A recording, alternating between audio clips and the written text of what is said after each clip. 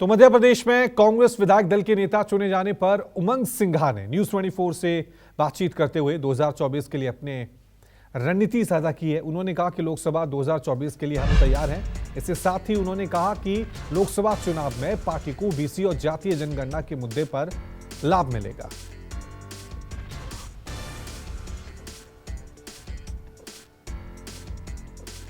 वहीं 2024 लोकसभा चुनाव को देखते हुए कांग्रेस ने एमपी में नई टीम तैयार की है, जिसमें नेता प्रतिपक्ष के तौर पर उमंग सिंघार मैदान से उतारे गए हैं।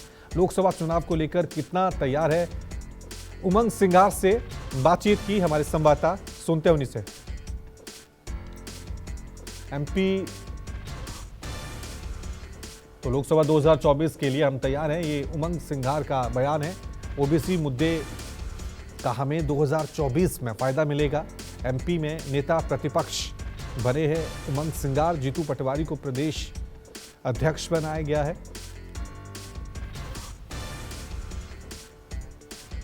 दो 2024 के लोकसभा चुनाव की तैयारियों के मद्देनजर कहा जा रहा है कि कांग्रेस ने मध्य प्रदेश में नया नेतृत्व खड़ा किया है, जिसके तहत विधायक दल के नेता उमंग सिंघार को बनाया गया है, जो प्रतिपक्ष के नेता भी हमारे साथ खुद मौजूद हैं।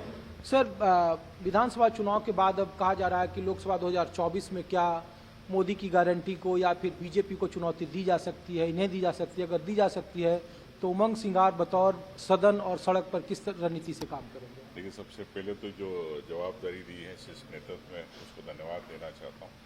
साथ में ये भी कहना चाहूँगा कि चुनौतियाँ स्वीकार करना अब कांग्रेस के हर कार्यकर्ता मध्य प्रदेश में तैयार है। तो इतने सालों से हम चुनौतियाँ स्वीकार ही कर रहे हैं, और जिस प्रकार से भाजपा ने झूठा आडंबर करके चुनाव जीता, धन बल छल बल सब तरीके से, कई उसमें एलिमेंट्स है। हम उस सब पे प्रयास करेंगे, संगठन को मजबूत करना। जीतू पटवारी जी हमारे साथ अध्यक्ष बने हैं, तो हम साथ ही है। तो निश्चित तौर से कांग्रेस के कार्यकर्ताओं में एक ऊर्जा है, और उसका परिणाम आपको लोकसभा में दिखने को मिलेगा। सर, लोग ये भी पूछ रहे हैं कि लोकसभा चुनाव हो या विधानसभा चुनाव है, जो राष्ट्रीय नेता हैं राहुल गांधी हो, प्रियंका जी हो, बार बार वो ओबीसी की वकालत करते रहे, जातीय जनगणना को एक बड़ा मुद्दा बनाया। जब बीजेपी ने सवाल पूछा कि आप सिर्फ ओबीसी और जातीय जनगणना को करते हैं, लेकिन जब चुनने की बारी आती है तो आप फिर उस समीकरण को दरकिनार कर देते हैं, तो सवाल यह है कि अब जब जिस तरीके से प्रयोग हुए, चाहे छत्तीसगढ़ हो, मध्य प्रदेश हो या फिर अन्य राज्यों में हो, क्या लग रहा है कि जो जातीय जनगणना हो या फिर जो ओबीसी का मुद्दा हो राजनीतिक तौर पर, जिसके मुकाबले आप धारा 370 हो, फिर राम भूमि का जो उद्घाटन है जनवरी में, क्योंकि ये सब लोकसभा चुनाव के ठीक पहले हो रहा है, 370 को जिस तरीके से जम्मू कश्मीर में संशोधित अधिनियम किया गया, पीओ के एक बड़ा मुद्दा है, तो चूंकि 29 लोकसभा की सीटें हैं आपके लिए, और जब ये सब मुद्दों के साथ अब 3 महीने के बाद चुनाव में जाएंगे, तो इसके लिए कोई काट या कोई उस तरीके की रणनीति जिससे लग रहा है कि वोटरों को आप अपनी तरफ कर सकें? देखिए, आप कांग्रेस के राहुल जी की बात कर रहे हैं, तो भाजपा ने क्या करा? अभी अगर ओबीसी मुख्यमंत्री बनाया है तो ओबीसी कार्ड ही खेला।